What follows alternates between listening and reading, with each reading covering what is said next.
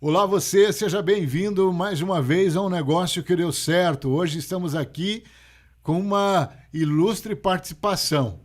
O cirurgião dentista André Zétola, né, que veio a brilhantar o nosso programa aqui, um negócio que deu certo. Você que está nos ouvindo aqui pela Rádio Banda B nesse sábado, você que vai nos acompanhar aí pelas redes sociais da Banda B, seja muito bem-vindo, seja muito bem-vinda. Muito obrigado pelo seu carinho, viu? Todos que vocês que nos prestigiam, né, com a sua audiência.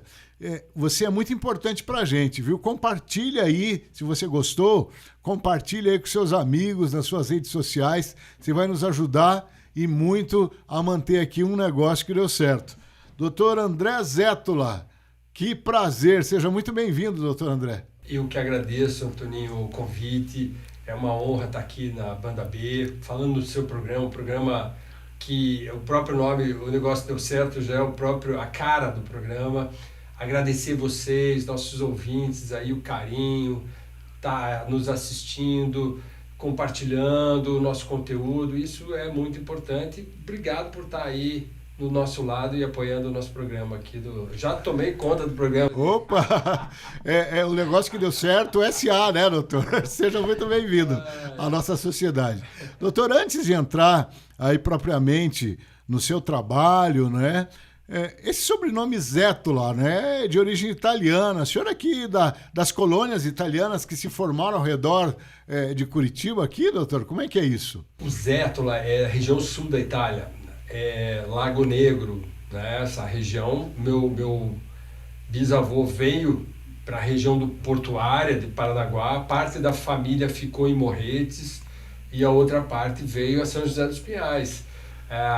O meu avô era dentista em São José dos Pinhais, foi em cima de todo o legado que ele deixou, que nós quisemos fazer odontologia. Minha mãe falava assim, vai ser dentista, e eu acabei sendo dentista. E eu lembro das histórias que minha avó contava, que meu avô ele era prefeito em São José e fazia um trabalho de ajuda na comunidade da colônia Murici.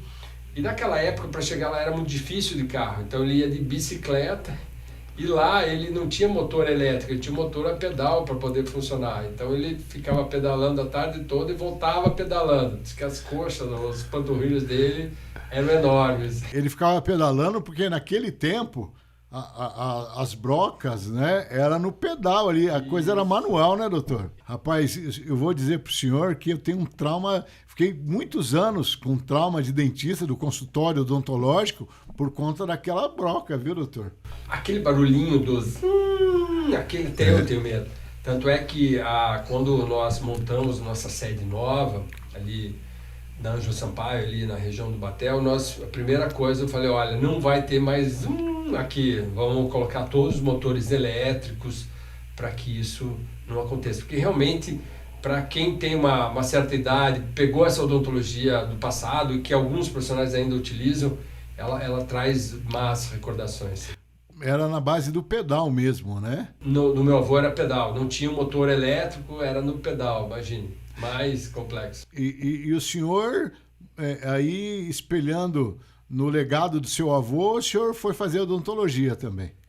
Na verdade, veio o meu avô, depois meu tio, o tio Clementino, que apesar de ser irmão do meu avô, ele era temporão, então ele tinha idade do meu pai. Então, meu avô morreu muito cedo, eu era muito pequeno quando ele morreu, acompanhava muito pouco, mas eu acompanhei mais meu tio, o tio Clementino. Ele tinha um consultório lá em São José, então eu ia lá, quando eu fazia odontologia, estagiar com ele. Era uma delícia, bons momentos, muitas lembranças boas.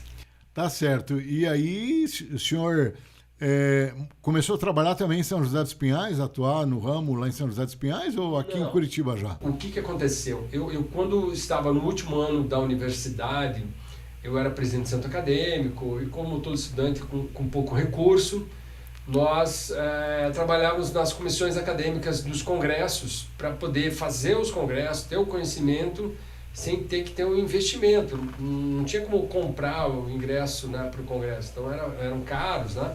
E eu como comissão acadêmica, eu sempre podia cuidar das salas e me colocaram no congresso do Colégio Brasileiro de Cirurgia, que inclusive, olha como a vida, agora, mês passado, eu estava em Belém, dando aula nesse mesmo Congresso Brasileiro de Cirurgia. Puxa vida, que bacana isso. E aí, nesse congresso, eu vi uma palestra do meu chefe, que foi meu chefe no Rio de Janeiro, que tinha acabado de voltar dos Estados Unidos, mostrando sobre cirurgias da face, tecnologias mais modernas, mais recentes, mais atuais. E eu olhei aquilo assim, meu coração bateu, eu falei, é isso que eu quero fazer pro resto da minha vida. E então eu já me formei, já fui fazer a residência no Rio de Janeiro, que era o melhor centro de bucomaxilo do Brasil, do mundo na época. E depois de lá eu fui para os Estados Unidos, já na sequência, fiz meu mestrado, meu doutorado e realmente voltei, fiquei quase 10 anos estudando, voltei para trabalhar aqui em Curitiba mesmo. O senhor é doutor, então, em buxo? Não em bucomaxilo. Meu doutorado eu acabei fazendo em implantes dentários, na Universidade Federal de Santa Catarina. Por quê? Porque eu quando estava nos Estados Unidos, os Estados Unidos, onde eu fiquei nos Estados Unidos, era o maior centro de implantes dentários dos Estados Unidos. Vinha gente da Suécia dar treinamento lá, e eu aproveitei e fiz o treinamento e aprendi os implantes dentários lá, mesmo sem ser especialista em implante. Quando voltei ao Brasil, criou-se depois a especialidade em implantodontia. Para que eu pudesse ter o título de implantodontista, eu decidi, ao invés de fazer meu doutorado em bucomaxilo, fiz o doutorado em implantodontia. A minha turma foi a primeira turma do Brasil em doutoramento em implantodontia. Nós fomos a primeira turma. Eu, o doutor Cícero Dinato, que nós tivemos agora em São Paulo dando curso juntos, e o doutor José Escarso Filho, os 3 primeiros. Agora, essa tecnologia, né, podemos colocar assim, do bucomaxilo, não é tão antiga assim, né, doutor?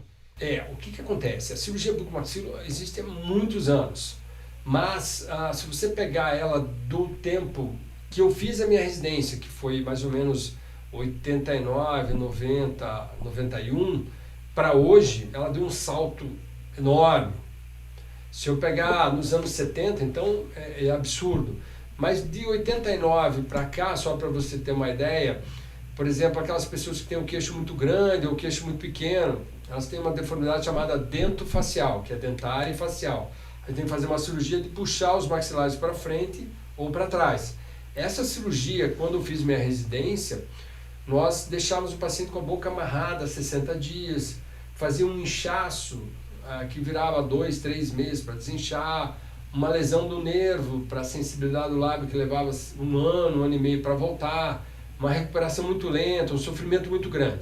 Hoje, com as técnicas que nós utilizamos hoje, chamadas técnicas minimamente invasivas, nós vamos usar incisões menores, materiais mais delicados, cirurgias mais delicadas, um pós-operatório com equipamentos que vão reduzir o edema, a kinesioterapia, hiloterme, tudo isso vai culminar num resultado que o paciente, mais ou menos em 1 semana, 10 dias, volta a trabalhar, não fica nenhum momento com a boca amarrada.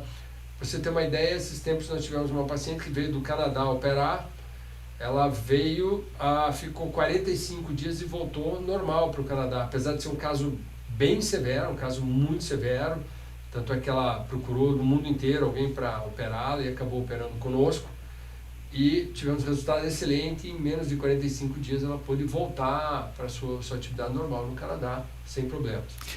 Doutor, hoje a maioria dos seus clientes são pessoas que procuram o senhor por uma questão de estética mesmo, o senhor citou aí o queixo, ou são aquelas vítimas de trauma, né, de acidentes de trânsito graves que... Então, Toninho, na nossa clínica hoje, essa semana, para você ter uma ideia, nós tínhamos uma de Belém, esses últimos 10 dias, uma de Belém, uma dos Estados Unidos, outra do Canadá, fora de outras cidades próximas aí do Paraná. Então, nós temos pacientes do mundo inteiro que nos procuram pela nossa expertise em regeneração óssea, para ganhar osso para fazer os implantes dentários, as técnicas minimamente invasivas na cirurgia ortognática que causam menos trauma.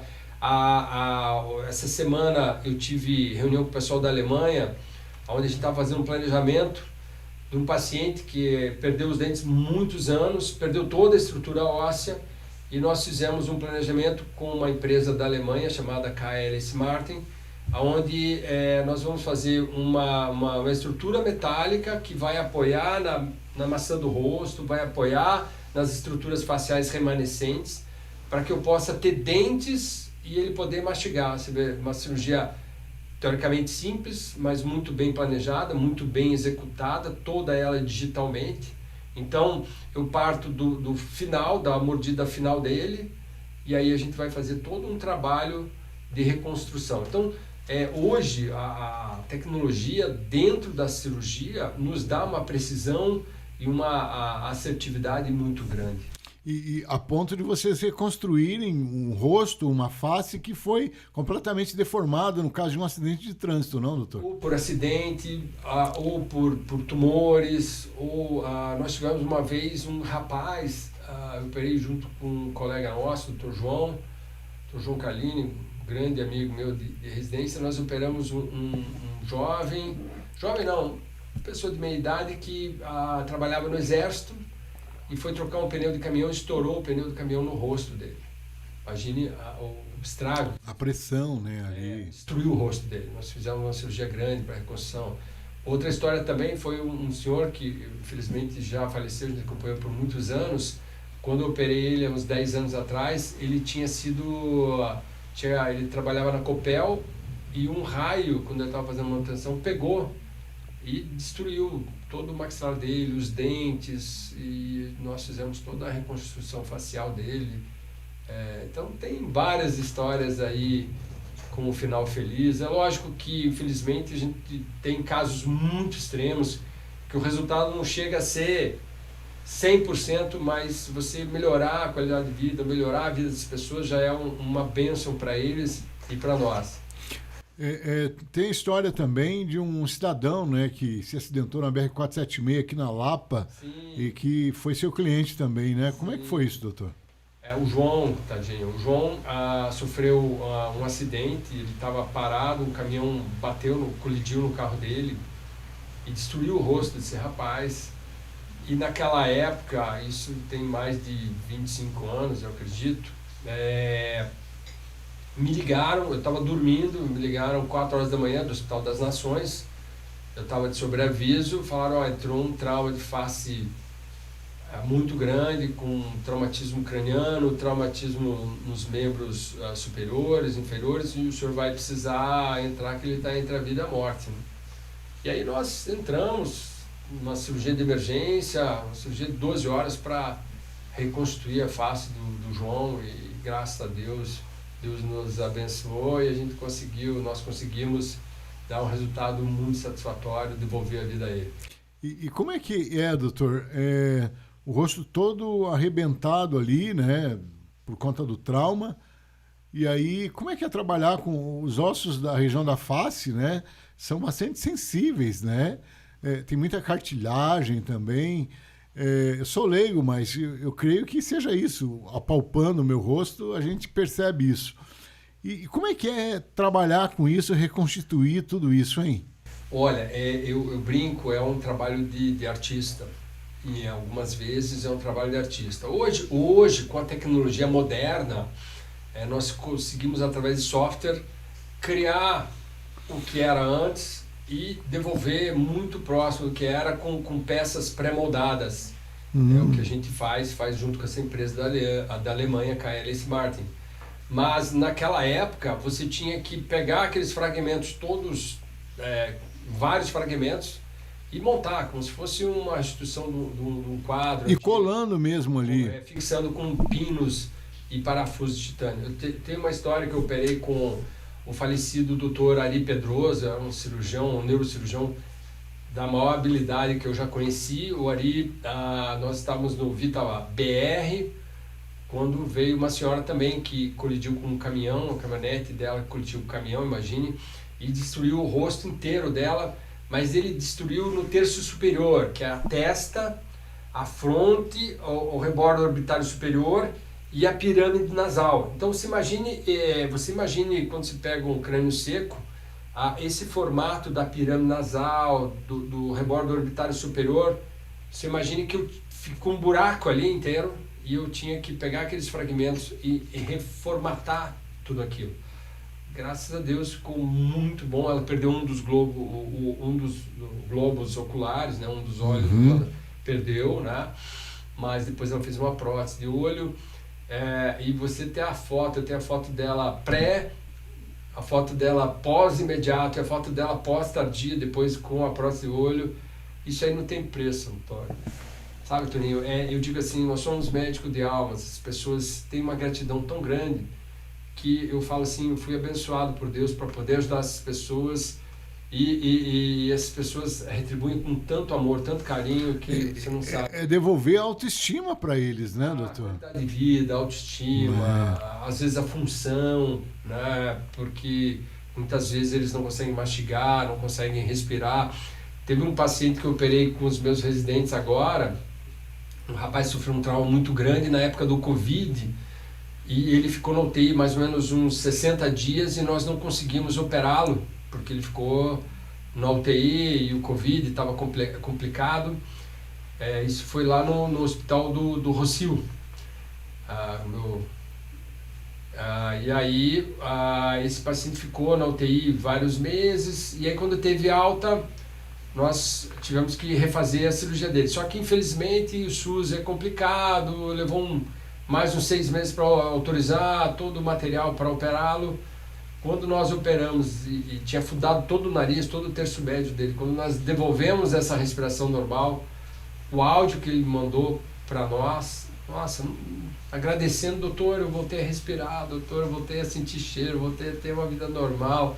Obrigado, doutor. Puxa vida, isso aí não tem preço. Então é isso que nos motiva, que você não acredita. O senhor também trabalhou com o Caire Filho, né? O ex-deputado, o Luiz Fernando Caire Filho, que se acidentou aqui no Moçungue ali, né? Isso, acidente grave, gravíssimo. Ele estava internado no hospital evangélico, porque até então achavam que ele era indigente. Ele perdeu os documentos e foi pelo CIAT para o hospital, achavam que era indigente. Ele ficou largado alguns dias no corredor, algumas horas. Algumas horas, no né? corredor do hospital.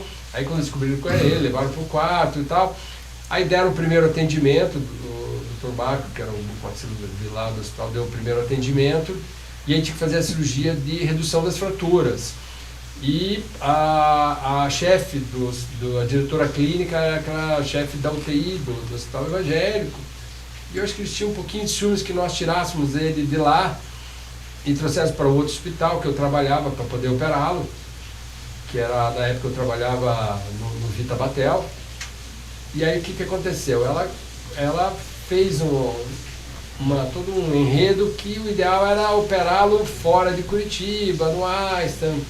E aí o pai dele, né, o senhor Fernando, conversou comigo, falou, olha, é a opção de vocês, mas como é que a gente faz? Aí eu liguei pro pessoal do Einstein, né, tinha um contato, né, nós fizemos aí a transferência em avião UTI para São Paulo, e eu fiquei alguns dias ali até poder operá-lo. Foi uma cirurgia mais ou menos 12 horas, onde entrou primeiro o pessoal da neurocirurgia, depois entramos nós, equipe da bucomaxilo, e depois entrou operou junto com o Dr. Sérgio, que era o chefe da Buco lá no Einstein, e depois entrou o pessoal da plástica para fechar todas as feridas. Foi uma cirurgia imensa. É mesmo? Muitas horas de cirurgia? Muitas horas. A imprensa colocava que ele tinha ido para São Paulo para sair do tumulto, que não tinha acontecido nada com ele. Não, eu comprovo aí que realmente ele sofreu bastante. Tem gente que leva uma foto para o senhor e fala assim, eu queria voltar a ter esse rosto. Como é que é isso, doutor? Tem gente que faz isso, tem gente que traz a foto da filha. Olha, eu quero ter o sorriso da minha filha. A gente a gente sempre trabalha com expectativas. Então hoje, o que nós fazemos? A gente cria uma expectativa um pouquinho aquém daquilo que nós podemos obter, para a pessoa não criar uma alta expectativa. Mas sempre, cada caso é um caso, cada paciente é um paciente, cada cirurgia é uma cirurgia. Nunca podemos prometer um resultado. O que a gente promete é os meios. O que é os meios? Usar a melhor tecnologia possível. Nós sempre usamos os melhores materiais do mundo. Eu sou conhecido por ser o pioneiro em utilizar os materiais mais modernos. Por exemplo, hoje a gente trabalha muito com piezo. O piezo é um material para cortar osso que não corta nervo, nem pele, nem tecido. A gente trabalha com piezo há mais de 15 anos. E hoje as pessoas postam no Instagram como uma novidade, né? Então, a gente tem essa... Então, nós trabalhamos com os meios, não com os fins, tá? Então, trazer os melhores materiais, o nosso preparo técnico. Eu estou sempre ou dando curso ou fazendo curso. Esse ano aí já fui para a Suíça dar aula, fazer um treinamento. A semana que vem estou indo para os Estados Unidos dar aula. Já participei de vários congressos, o Congresso Latino-Americano aqui em São Paulo, de implantes, o Congresso Brasileiro de Cirurgia Bucomaxilo em Belém. Então, isso faz com que nós tenhamos sempre um estudo, uma educação continuada para dar o melhor aos nossos pacientes. Podemos colocar então, o senhor indo lá para fora da aula, que o Brasil está na vanguarda aqui, que o Curitiba, que o estado do Paraná está na vanguarda desse tipo de cirurgia, doutor? Olha, eu vou dizer que o que nós fazemos aqui tem muitos lugares que no mundo que não fazem. Não fazem. Né? Uma vez eu fiz um treinamento em Harvard, ficamos fazendo 20 dias de treinamento em Harvard, e aí uma hora eles fizeram discussões de casos, e eles trouxeram um caso deles ali, e cada um tinha que dar como trataria. Um parecer ali, né? E aí eu dei a minha ideia, e aí eles meio que acharam assim, não, isso é impossível, até meio que desdenharam. Eu falei, é possível sim, até eu tenho um caso aqui no meu computador, vocês querem que eu mostre? Eu disse, claro. Abri, mostrei o caso e falei, meu Deus, realmente é possível. Então é isso que eu digo, né? Eu acho que se você tiver um bom conhecimento de anatomia, um bom conhecimento de cirurgia, está sempre estudando as técnicas melhores, que tem evidência científica, que nós podemos utilizar com segurança, e está sempre se atualizando, vendo o que tem de melhor do mundo, e procurando, buscando e trazendo, você estará sempre no topo. Esse é o X da questão, né? Sempre estar atualizado. Agora, tem que estar para lá e para cá, né, doutor? O tempo todo. Minha família que o diga. Eu agradeço muito minha esposa, Sahara, a Pietra, minha menorzinha de 6 anos, o Lorenzo de 9, e os mais velhos. Eu tenho 3 mais velhos, o Luca, a Isabela e a Valentina, mas esses já são grandes, mas os menores que sofrem, né? E os maiores já sofreram, né, antigamente, mas os menores que estão passando, né, pelo que a gente vê o pai viajando, dá curso, puxa pai, mas tem que ir de novo, mas é obrigação nossa, meu filho. E isso a gente já traz desde pequenos para eles entenderem a importância do que é estudar, o que o estudo traz, porque tudo que eu tenho hoje na minha vida veio do estudo. Eu não tinha nada, eu comecei, quando eu comecei minha profissão, meu pai tinha 5 filhos, eu fiquei com vergonha de pedir algum dinheiro para ele para poder comprar meu consultório, então eu aluguei um consultório, o Dr. Armando Petrelli, na época, foi uma pessoa que me ajudou naquele meu início, aluguei um consultório dentro da clínica dele, e depois eu fui crescendo, comprei a cadeira onde eu trabalhava, e aí fui comprando os equipamentos, finalmente eu montei minha clínica, e hoje tem essa história de sucesso aí. Agora, como eu fico imaginando, doutor, como a odontologia avançou aqui no Brasil, né? Porque o meu primeiro emprego, assim, fora de casa, foi de office boy num laboratório de prótese dentária. Sério? Ficava ali na Marechal Floriano com a Visconde Guarapuava. Não era do Silinski. Eu conheci o Silinski também, mas ali era o Jorge, do Tetu Sumizano. Trabalhava o Douglas, trabalhava o Yokio, o Noril, né? Então, e eu era menino, eu tinha 13 anos. Casca de bala. Então eu frequentava alguns consultórios aqui em Curitiba do pessoal ali daquela época. Eu lembro muito bem do Dr. Eugênio da Chagas Lima, né? Ali na Westfalen, número 15, no edifício Dante Alighieri. Lembro até hoje, desde 1978, né? Que legal. Tinha o Dr. Everaldo ali na Silva Jardim, né? No Água Verde. Ali. Nossa, tinha muitos. Eu atendia a Fundação Copel também, né? Levava e trazia próteses. Então, a gente vê como é que as coisas eram feitas de forma artesanal naquele tempo, né, Era muito doutor? artesanal. Né? Sabe E como é que hoje? a gente faz hoje? Hoje você vai lá no meu consultório, quebrou o teu dente da frente. Eu passo um scanner na sua boca, em 20 minutos eu escaneio, 10 minutos eu escaneio toda a sua boca, levo num software que ele vai desenhar o dente que está faltando, daí eu, através da inteligência artificial, ele tem um modelo mais ou menos, espelha no vizinho, depois a gente dá os acabamentos finais, os detalhes finais, com altíssima visualização, previsão, e aí eu tenho uma máquina chamada fresadora chairside.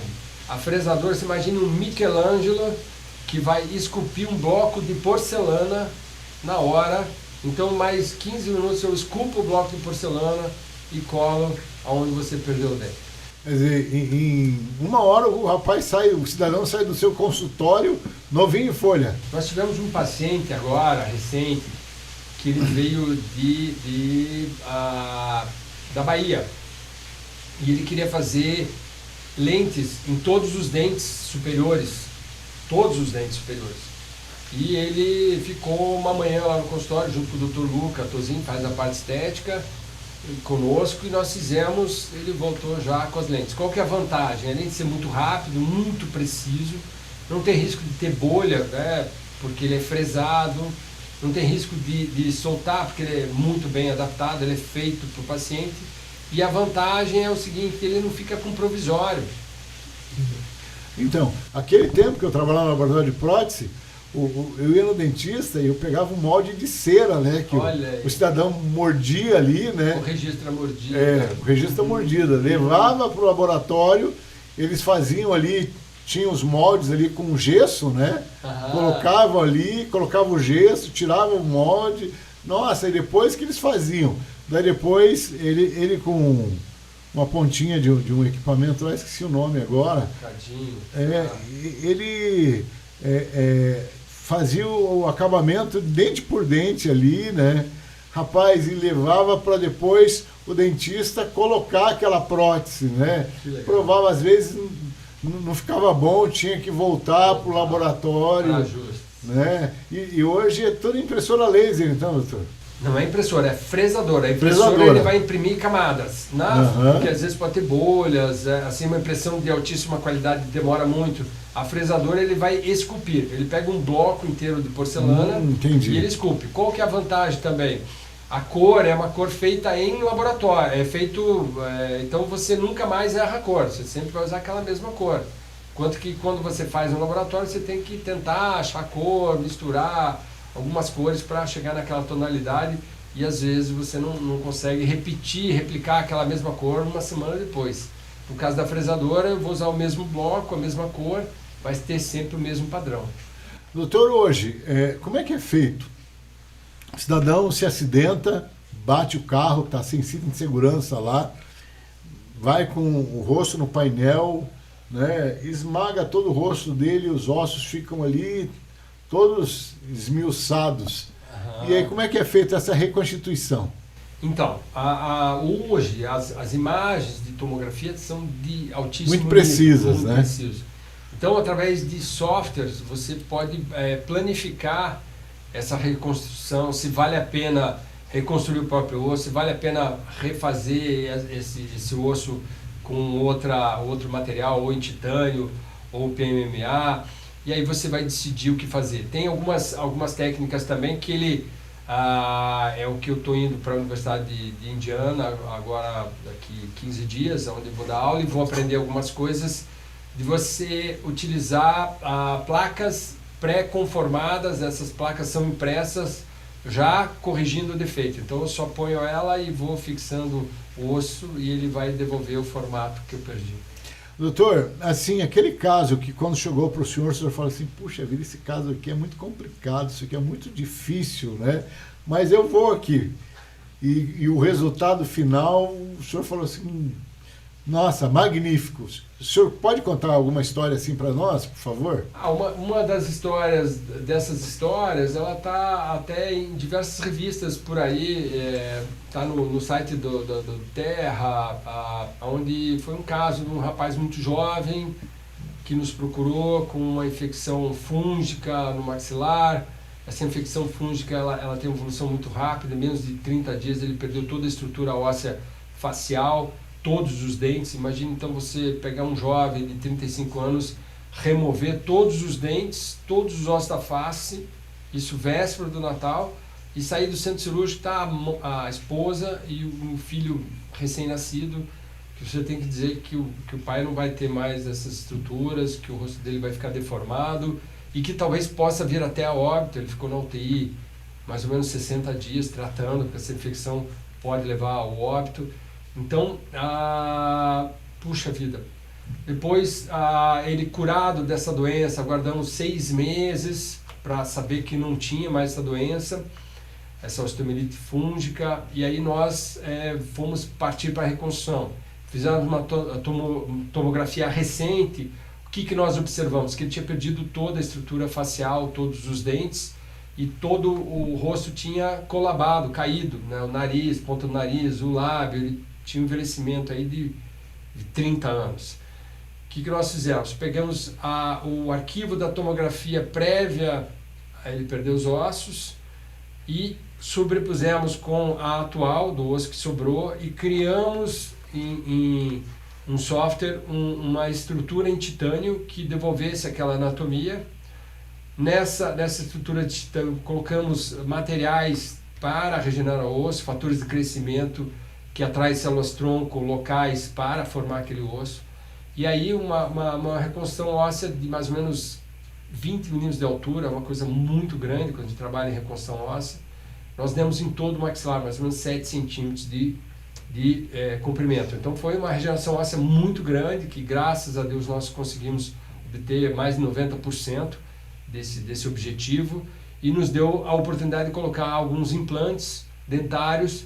E aí o Dr. Alexandre trabalha com a parte de prótese lá no consultório, refez os dentes de uma forma protética maravilhosamente para esse rapaz.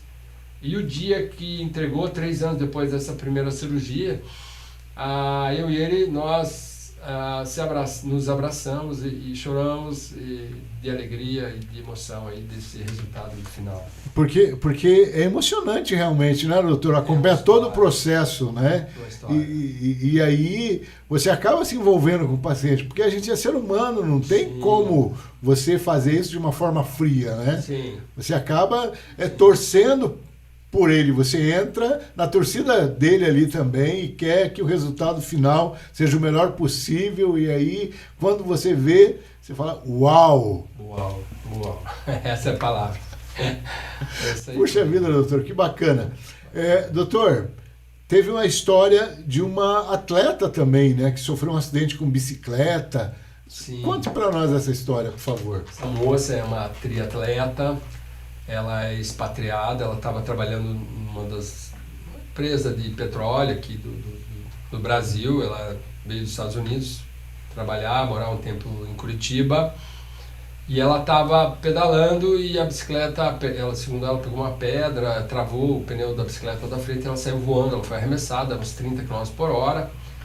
Ela fraturou todo o maxilar superior, o maxilar inferior em vários segmentos, perdeu vários elementos dentários embaixo e um elemento dentário em cima, o dente da frente, né, o incisivo central.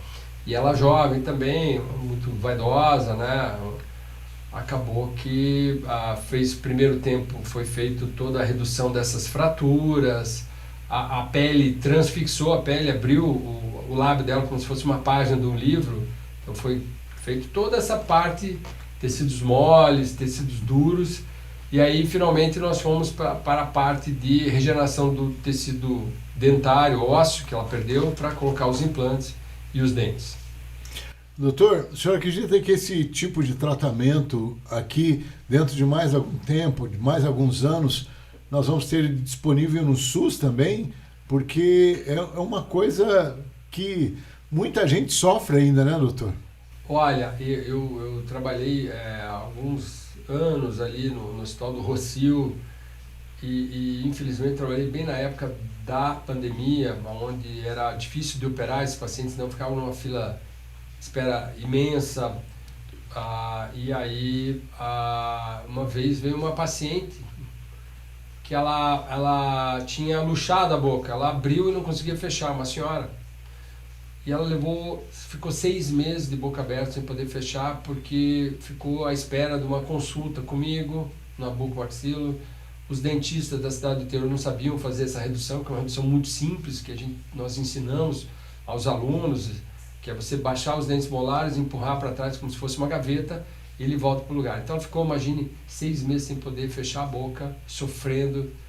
Aí, aquele dia eu fiquei muito insatisfeito, né, com com o descaso da saúde pública, e até a gente acabou abandonando ali o serviço, porque eu acho assim que existe ainda no Brasil um desrespeito ao que eles gastam aí em política, verba política, salário de políticos, e verba de gabinete para juízes, verba de paletó. É uma vergonha que esse dinheiro tinha que ser destinado ao professor para dar educação, ao bombeiro que arrisca a sua vida por você, ao policial militar, a parte de saúde da população. O Estado tem que dar saúde, educação e segurança. A única coisa. Se eles não se metessem mais em nada, só nisso, não tem que ter empresa de petróleo para bancar, né, farra de políticos e essas histórias todas. Pode falar, doutor, porque eu concordo com o senhor também. Pode falar, pode. Fique à vontade. Muito triste, e você, meu caro ouvinte que está aí nos ouvindo, quando for votar agora, né, nesse domingo, veja isso bem, pense bem em quem você vai votar, porque esses próximos 4 anos vão fazer diferença. Tem o Bertolt Brecht que falava o analfabeto político. O analfabeto político é aquele nosso amigo isentão, que você fala de política, eu não quero saber, eu não quero me intrometer. Você tem que saber, você tem que entender, porque essa pessoa que você vai votar, o teu voto é muito importante para mudar esse nosso país. Você não pode ser um analfabeto político. O que eles querem? Quem governa a massa quer o quê? Dar pouca educação, trazer a política como uma coisa ruim, para as pessoas se desinteressarem, eles fazerem o que estão fazendo, esses mando e desmando aí, que é um absurdo. Desculpa. Não, pode desabafar, doutor. Aí, não, o senhor pode desabafar saúde, porque eu vejo assim. Eu assino com o relator. Eu vejo assim, nessa época de pandemia, era triste ver o médico que estava lá, o enfermeiro, o na linha de frente, né? O próprio auxiliar da limpeza que estava lá arriscando a vida com o salário que tem, e essas pessoas, né, com cargos políticos ou cargos tendo a vida que elas têm hoje, a Disneylândia que eles vivem num país pobre e miserável, né? Pois é, né, doutor? Mas então o senhor acredita que é uma utopia a gente sonhar com essa tecnologia no SUS aqui no Brasil? Olha, existem excelentes profissionais no SUS, excelentes serviços de excelência. Por exemplo, eu trabalhei no Rio, no INTO, não trabalhei no INTO, eu fiz minha residência no Rio, no Hospital Pedro Ernesto. Nós fazíamos cirurgias maravilhosas com o que a gente podia, como a gente podia. Sim. Se nós tivéssemos a tecnologia de ponta com os profissionais que nós temos no Brasil, nossa, a saúde seria maravilhosa. Uma pena. Dava popularmente dizendo, dava para arrebentar, né, doutor? Dava para arrebentar, né? Porque o brasileiro é um povo trabalhador, um povo honesto, um povo correto, um povo que tem uma habilidade. Os médicos, os cirurgiões, os dentistas, todos que saem do Brasil para fora, todos eles se destacam pela qualidade da formação e pela habilidade técnica e a criatividade. E se a gente tivesse... Eu lembro quando eu fazia meu fellow nos Estados Unidos, no hospital universitário, eu tinha 4 tipos de materiais de fixação de alguma fratura. Eu ia fazer uma fratura, eu tinha 4 empresas com 4 tipos de materiais, o que eu quisesse, que eu imaginasse eu tinha. Quando eu voltei para o Brasil, você tinha pela metade. Então, deixa eu só contar uma história para o senhor, claro. Aqui. O senhor está falando do SUS. Você, lá por 1991, um domingo de manhã, eu estava indo para o trabalho, eu trabalhava na Rádio Cidade naquela época, com o Ricardo Chabe, e eu estava indo ao trabalho, e na Agamenon Magalhães, com Afonso Camargo, sinal verde para mim, eu avancei, né, indo para o Hospital Cajuru, ia passar ali no Hospital Cajuru, um cidadão com um fusquinha, vindo da noitada, acabou avançando o sinal, bateu no meu carro, capotei e fui para o Hospital Cajuru. O SEAT me levou para lá e aí, pela emissora, pela Rádio Cidade, eu tinha um plano de saúde. E aí ela veio com um fio para dar... Eu fiz uma fissura aqui no lábio inferior e precisava de pontos. E aí ela veio para me dar os pontos. Ela veio com um material. Quando ela olhou minha ficha, ela falou, não, o senhor tem plano de saúde, deixa eu trocar o fio lá. Puxa vida. Sabe, daí, quando ela voltou, eu falei, escuta, mas por que você foi trocar o fio? Não, é que aquele fio é um fio nacional, um branquinho, né? Uhum. E eu trouxe esse pretinho aqui, porque esse aqui é importado, o plano de saúde paga esse. Pois é. Né? Lamentável isso, ouvir isso, né, doutor? É triste. Eu assim, por um momento, eu fiquei feliz que eu tinha plano de saúde, mas por outro, olhando as pessoas feridas ali, do meu lado, ali nas macas, né? Eu falei assim, puxa vida, mas por que a gente não tem uma isonomia aqui, né, no tratamento? É uma pena. É uma pena, né? E eu vou dizer, Toninho, que se eles investissem na saúde metade do que eles distribuem ao Léo aí em programas e coisa, eu acho que a saúde seria muito melhor, muito melhor. A gente tem condição, é só querer investir. Sabe disso, a gente sabe disso. Mas, infelizmente, são outras prioridades. Isso não dá voto, né? O que eu vou dar um exemplo para você, Toninho. Brasil, metade do Brasil não tem saneamento básico. Metade da população nossa, jovem, a mortalidade infantil é alta. Por quê? Porque não tem saneamento básico. Você imagina? Ano passado, começo do ano passado, eu encontrei aqui, durante as audiências do caso Daniel, daquele jogador que foi morto, encontrei Roberto Cabrini. E a gente estava conversando, sentamos ali no Fórum de São José e estávamos conversando lá e ele falou assim, Toninho, aqui Curitiba, isso aqui é uma Suíça, é uma Europa. Sim. Eu conheço o Brasil, os cantos lá do norte, do nordeste do país, lá é Brasil, aqui vocês estão na Europa, isso aqui é tudo limpo, tudo certinho, funciona as coisas aqui. Nós precisamos de uma igualdade social aqui no Brasil, né? E a gente conversando a respeito disso. E é lamentável, né, doutor? Mas quem sabe, né? Eu não sei se a gente vai viver até enxergar isso, mas quem sabe os nossos filhos, os nossos netos consigam ter um país mais justo, mais igual. Se houver... Porque o que eu falei do saneamento básico? Meu pai era engenheiro, foi da Associação dos Empreiteiros de Obras Públicas, trabalhou no Greca muitos anos, construindo estradas e ruas. Minha mãe professora, então eu tive assim uma formação. Meu pai sempre dizia, o pessoal não faz esgoto e saneamento porque não dá voto, fica enterrado lá embaixo. Ele faz obra, faz monumento, faz ponte, mas o saneamento básico é o principal, ninguém faz. Então, fazer saneamento básico, dar educação à nossa população, isso vai transformar o brasileiro, dar saúde, de dignidade, vai transformar o brasileiro. E é isso que a gente precisa.